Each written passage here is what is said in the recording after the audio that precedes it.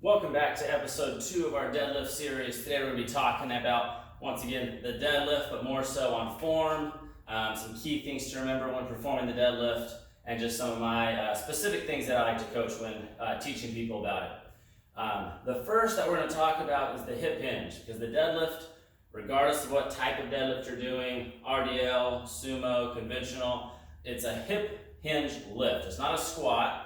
So we're not going to be squatting down to lift it. It is a hip hinge, which means we're hinging back at the hips primarily. But some people have difficulties, especially with new beginners, have difficulty disassociating their hip with their back. And that means that they can't move them separately. So like right here, right, my back's going to stay flat, but my hips are moving. Some people have difficulty with that, and as they move their hips, their back rounds and everything else. So we really want to learn to disassociate those two things. We'll talk a little bit about some specific exercises you can do next video.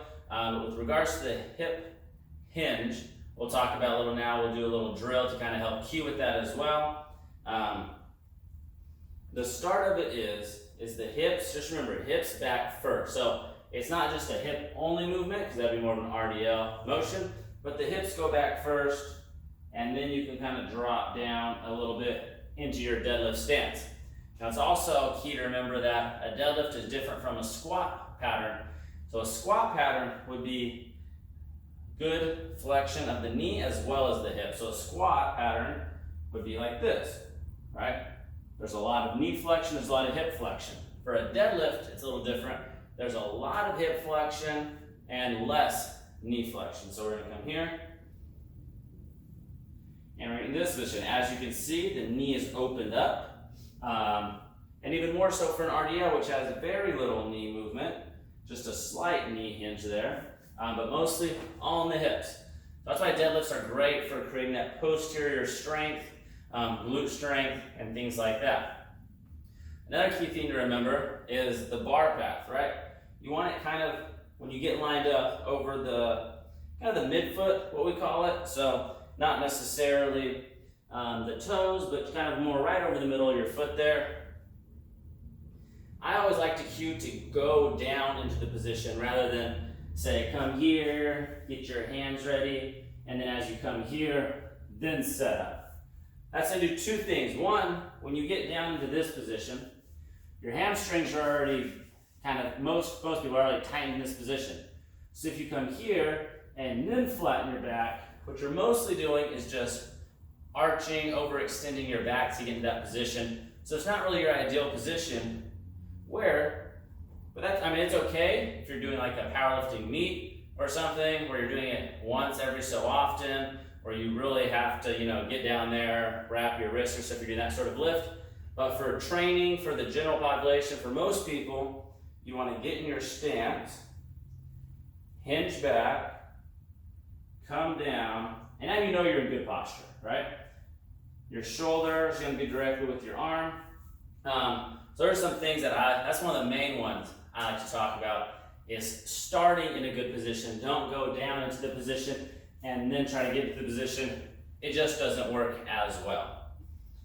Another thing to think about, if you don't have that hip hinge kind of motion, you can do a few drills. This is one of my favorites you can do. You just grab a band, connect it to a rig or a bar, anything you got.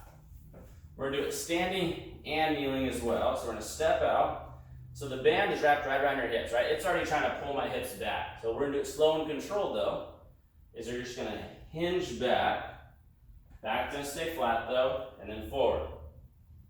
So you're working kind of on that glute activation as well, because you're really squeezing at the top, but really focusing on is that hip hinge backwards. If you don't have that hip hinge, you can do this repeatedly for sets, and that'll really help build that pattern in there. The other one you can do is just this position, and you're almost just sitting back and then coming forward. It's kind of like a kneeling hip thruster. Once again, the back stays flat through all of this, and we're pushing up. So we've been talking a lot about keeping the back flat. There are a lot of power lifters who will round their back to start the lift as well. You gotta remember, if you're a general population or new to deadlifting, those people have been doing it for years. They've built up that tissue resilience, they've built up the strength in those positions. So rounding your back isn't necessarily bad as long as you have the strength in those positions and built up that adaptation. Another thing to notice, I'm going to show you two different rounded back deadlift variations. One's going to start and keep that rounded throughout the whole lift, because that helps me get closer to the bar, shorter lift. And the other one's going to be what I usually see in the gym. So the first one is what powerlifters will generally use on occasion when they're lifting super heavy weights, but they know the pros and cons of it, right guys? So they're going to start here. They may be in an already rounded position a little bit, but they're going to brace in that position.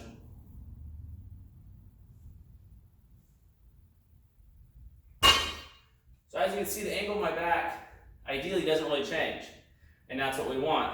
Versus what I usually see, which is someone coming here and they go, because they're just trying to get the lift in, right?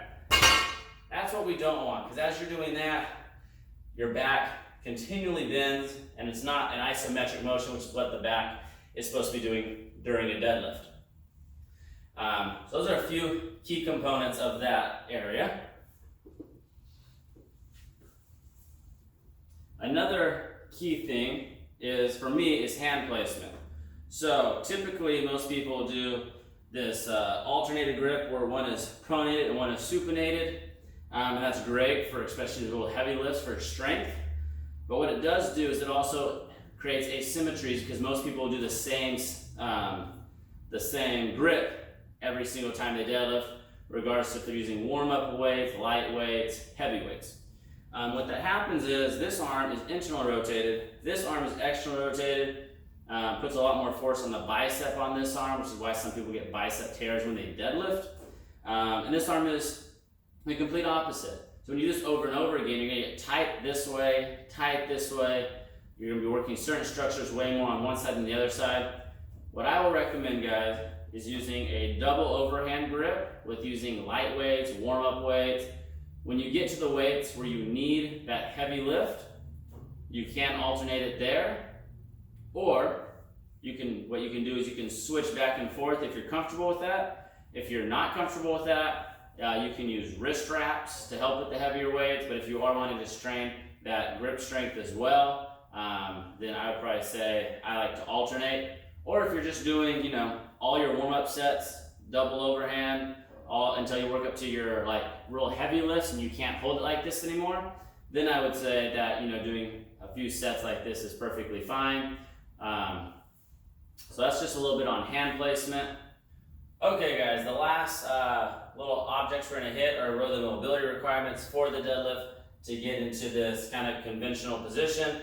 Like I said, if you're just in the last episode, if you're just general population, just trying to get strong, healthy, lift for as long as possible, be as healthy as possible, I like to mix it up a lot. I use a lot of dumbbells, kettlebells. We'll throw in the regular bar conventional, but it's not necessarily the best for lifting long term, just through the placement and the kind of rigid bar path you have to follow.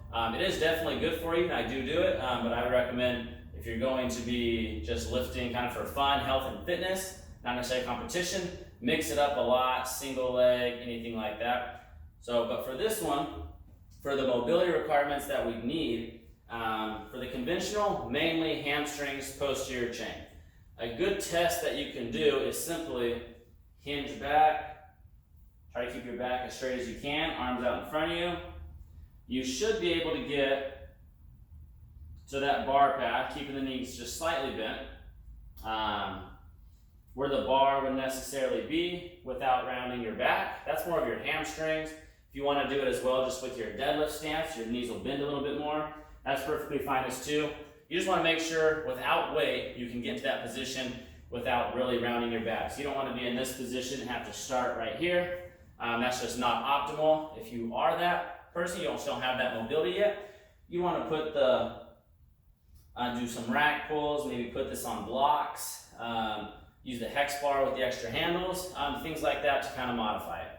Another test you can do is just sitting here, chest up tall, feet flat, arms out. Generally, if you can do that without kind of rounding your back or anything like that, but chest up, back flat, arms out, knees on the ground. That's generally a pretty good indicator that you have that hamstring mobility enough to do a regular conventional deadlift.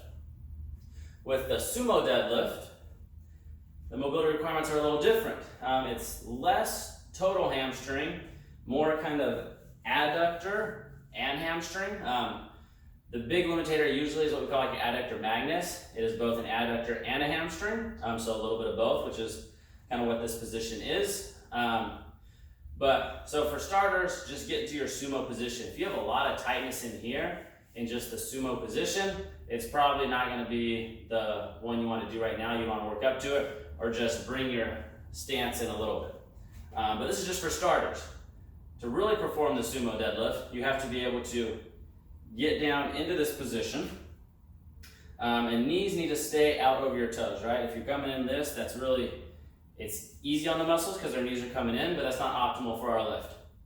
So just do it body weight first, feet out in what your normal position would be, knees stay over your toes. So you're gonna start, as you go down, you're gonna start getting a bigger pull through here.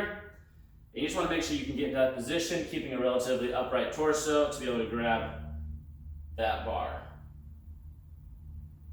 If you can do that with good form, then you're good. If you're getting a lot of tightness kind of up in here, which is mainly kind of where you'll feel it on this, at the bottom of this position, you may want to work on that a little bit before you start really loading up the heavy weights, because when those muscles are maximally tensioned, it might not be good necessarily, it might not be bad, but I would just recommend doing a little bit of work in those areas to improve that mobility so you have extra range, right?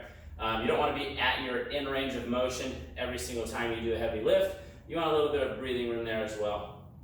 Unless you're working on mobility, in that case you want to be close to those in range of motion to improve and strengthen those in ranges.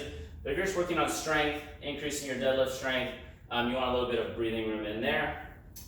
So that's all we got for today, guys. Make sure you guys subscribe. So we have one more video on deadlifts. We'll go over mobility techniques, exercises, a few more things to work on the hip hinge and strengthening, and just different things that I like to do for my deadlift. We'll see you guys next time.